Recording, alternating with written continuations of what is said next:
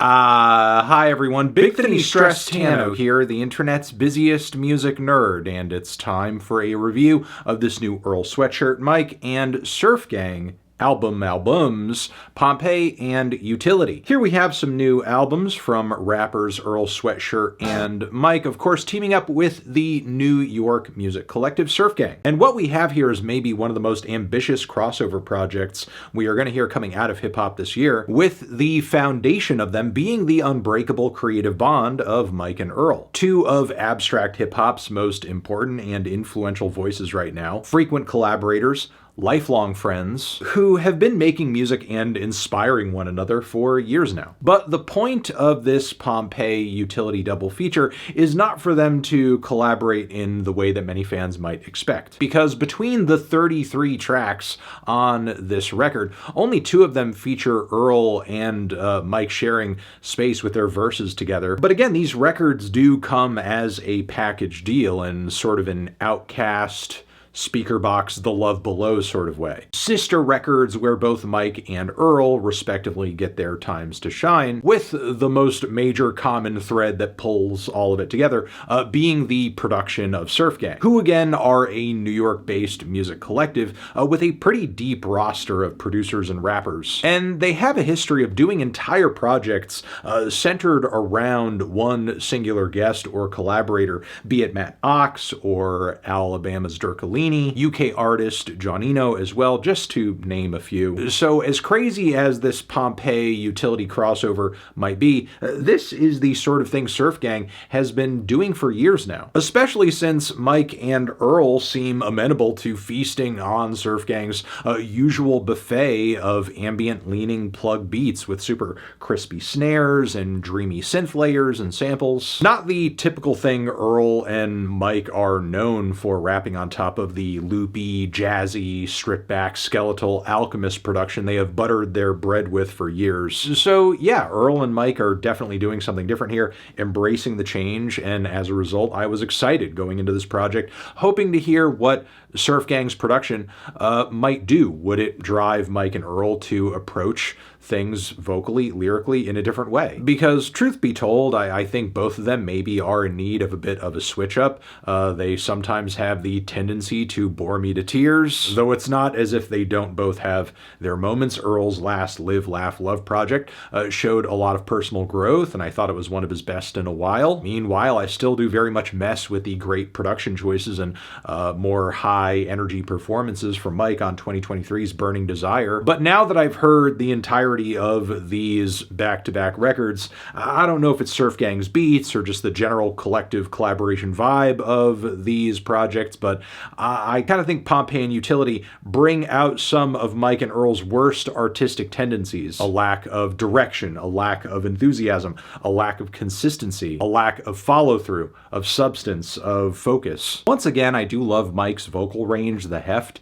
and depth of his voice, his occasional allusions toward introspection, and you know what? He can drop some pretty memorable one-liners here and there when he wants to. Frequent dreams of falling in that black hole, your man's a frog and his homie tadpole, plus his performances and earworm flows on tracks like Minty, Afro, and Free Mike are definitely standouts too. But for the most part, Mike is once again asleep at the wheel here, and his flows, his deliveries are so sloppy and so floppy that his lead vocals barely line up with the many overdubs he's recording on these tracks, which, even if intentional, sounds annoying as hell. And look, I'm not even expecting this guy to hit like the most flashy, fast, or technical triplet flows known to man. I was hoping just for the bare minimum of sounding awake, or being able to deliver a whole verse without having to stop dead in his tracks because he stumbles on a word and restarting. The guy raps like he's hot off a few shots of Novocaine at the dentist. Even with Back LA, it's insulting to hear just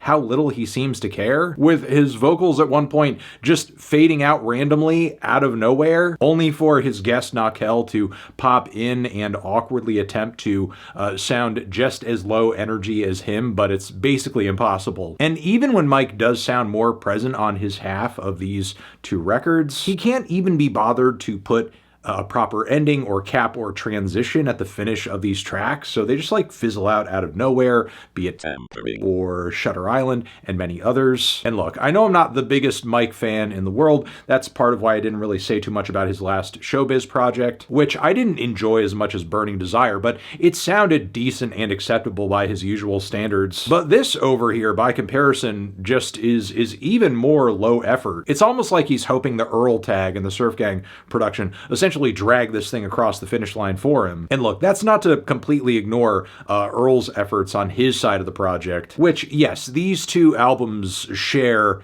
very similar vibes, especially with that consistent Surf Gang production. And I do think Utility is a slightly more gratifying listen. I wouldn't say Earl is necessarily rapping or writing with the same level of purpose he was on Live, Laugh, Love, but there's still a very valid experience going on here with this assembly of tracks, because Utility feels like it's actually achieving the very intoxicating vibe that POMPEII is hoping to shoot for, but it doesn't quite get there. Or maybe another way of reading this is it's kind of like a lucky album for people who got a good grade on a poetry project, because from the start on this thing, Earl is bringing much more evocative imagery in his lyrics. They crumble in the castle, all that money over fam shit, mud on the casket, blood on the canvas. But still, even if Earl's pen game is very much there, a lot of these tracks still sound pretty unfinished and scant. I will say it does seem like Earl and Surf Gang put a bit more effort into making sure the transitions between some of these songs were tighter and more fluid, resulting in Utility having a bit more of a cohesive experience. And look, if you're willing to dive into these tracks and look past the very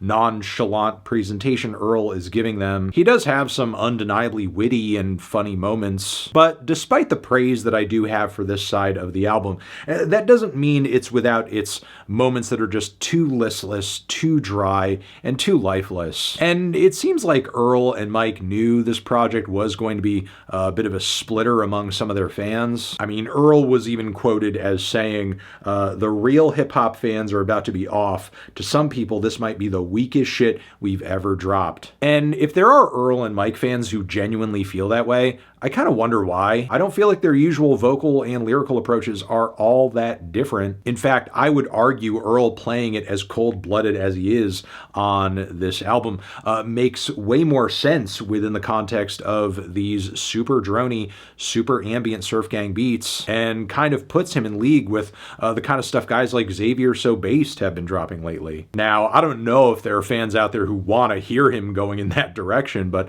you know, that's the kind of vibe it's giving off. Also, take into account that the track QUIKK is like just a whole ass synthy interlude. There's also the song A-OK, which has some very kind of low-key, sleepy sung vocals from Earl too. There are even some moments where Earl doesn't even really seem to be all that present vocally on the track, with one of Surf Gang's members kind of taking the lead. So comparatively, it does seem like Earl took like a little bit more of an abstract, out there approach to the way he assembled this project. I admire he took maybe a few more risks in the second half of this thing, but it still led to an overall listen that, again, to my ears was very underwhelming, which is why I'm kind of feeling like a 4 on one of these records, a 6 on the other. I'm going to split the difference with a decent 5 and leave it there. Transition, have you given this album a listen? Did you love it? Did you hate it? What would you rate it? You're the best, you're the best. What should I review next? Hit the like if you like. Please subscribe and please don't cry. Hit the bell as well. Over here next to my head is another video you can check out. Hit that up or the link to subscribe to the channel. Anthony Fantano, Mike, Earl, forever.